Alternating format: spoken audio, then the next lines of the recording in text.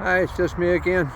It's been a while, so I'm down at the bottom of St James's and just want to think, do you remember? And I think it's not in my head until I parked here. You see the grey building running across the bottom? Who remembers when that, which is now the Park Centre, was at one time Celtic Park football pitch and greyhound track? And what I'm looking at today is how things have changed, like in these houses, which have got modern facilities, but you remember when the yard was not an open space? It was the toilet out the back. I remember my granda going to the yard. When children actually played and the streets were never empty, skates, skipping, hopscotch, rounders, rope tied round a lamppost, was a swing, gaiters with old pram wheels, a plank. The noisy ones had ball bearings on the back. Games like Rallyo, hide and seek, 1, 2, 3 red lights. And pardon the language, but talking out of your hole did not mean you were in a hole in the ground with your head sticking out.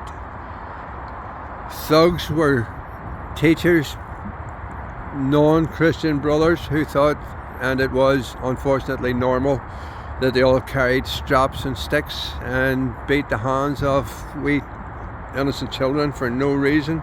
When you actually walked to school and back, do you remember out the backyard usually turning the mangle for your granny out the back of the scullery? Or when your ma got her first twin tub washing machine, when the sink was called the jaw box?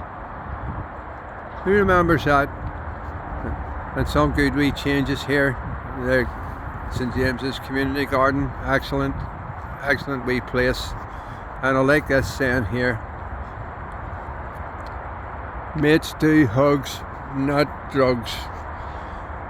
And what's missing as well nowadays? Corner shops, fresh food every day, freshly cooked every day, no mobiles, proper children's programs like Jack and Ori in the afternoons, for example, and real good sense of community. Everybody looked out for everybody else. Even neighbours who used to argue if one of them was having a hard time, they were there for them. And there was no social isolation, very rare. Do you remember how many people called to your door? Rent man, bread man, milk man, lemonade man, insurance man, even Mickey the Rag man. And so just try and remember all them things.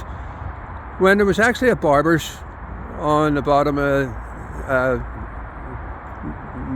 the very bottom where the Andytown Road turned into the Falls Road facing what is now the Kennedy Centre, Only Muldoon's barber shop, where you used to actually go and get a haircut. And just behind us, and I'll finish with this, the entrance to the Bog Meadows. Remember the Bog Meadows? People used to actually go to. Quite a list. So hopefully that stimulates a few memories, and a wee bit of Belfast language thrown in there. Black and white TV, no mobile phones. Big difference, such a change now. And that's just a wee short list of Belfast as it was, and a wee bit of Belfast language. Okay, so until it's just me again, it's just me again. Bye.